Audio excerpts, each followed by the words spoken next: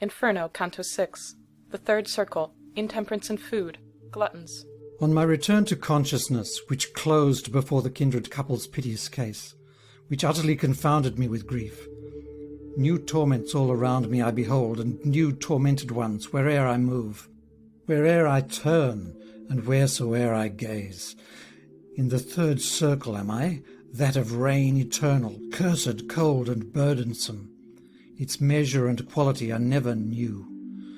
Coarse hail and snow and dirty-coloured water through the dark air are ever pouring down, and foully smells the ground receiving them. A wild beast, Cerberus, uncouth and cruel, is barking with 3 throats as would a dog over the people that are there submerged. Red eyes he hath, a dark and greasy beard, a belly big, and talons in his hands. He claws the spirits, flays and quarters them. The rainfall causes them to howl like dogs. With one side they make shelter for the other. Oft do the poor profaners turn about.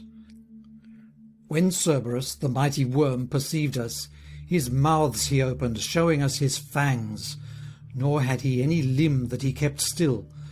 My leader then stretched out his opened palms, and took some earth, and with his fists well filled, he threw it down into the greedy throats. And like a dog that barking yearns for food, and when he comes to bite it is appeased, since only to devour it doth he strain and fight, even such became those filthy faces of demon Cerberus, who, thundering, stuns the spirits so, that they would fain be deaf. Over the shades the heavy rain beats down we then were passing, as our feet we set upon their unreal bodies which seem real. They each and all were lying on the ground, excepting one, which rose and sat upright when it perceived us pass in front of it. "O thou that through this hell art being led," it said to me, "recall me if thou canst, for thou before I unmade wast made." And I to it, "The anguish thou art in perchance withdraws thee from my memory so it doth not seem that thee I ever saw.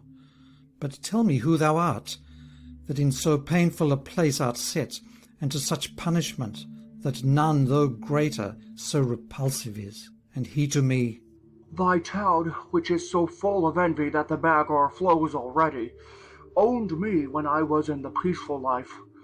Jocko, you townsmen used to call me then. For my injurious fault of gluttony I'm broken, as thou seest, by the rain. Nor yet am I, sad soul, the only one, for all these here are subject, for like fault, unto like pain." Thereat he spoke no more.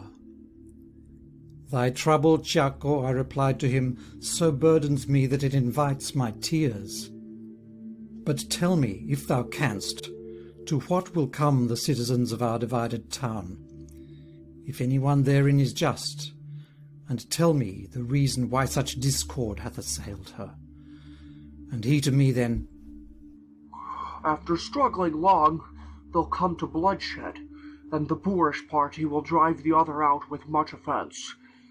Then, afterward, the latter needs must fall within 3 suns, and the other party rise, by help of one who now is on the fence.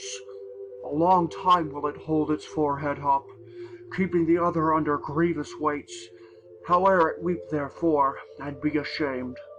2 men are just, but are not heated there.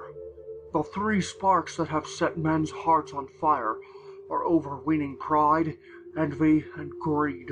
Herewith he closed his tear-inspiring speech, and I to him, "I'd have thee teach me still, and grant the favour of some further talk. Farinata and Techiaio, who so worthy were, Jacopo Rusticucci, Arrigo, and Mosca, and the others who were set on doing good, tell me where these are, and let me know of them. For great desire constraineth me to learn if heaven now sweeten, or hell poison them."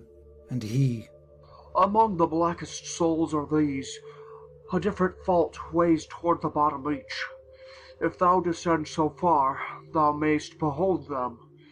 But when in the sweet world thou art again, recall me, prithee, unto others' minds. I tell no more, nor further answer thee." His fixed eyes thereupon he turned askance. A while he looked at me, then bowed his head, and fell therewith among the other blind.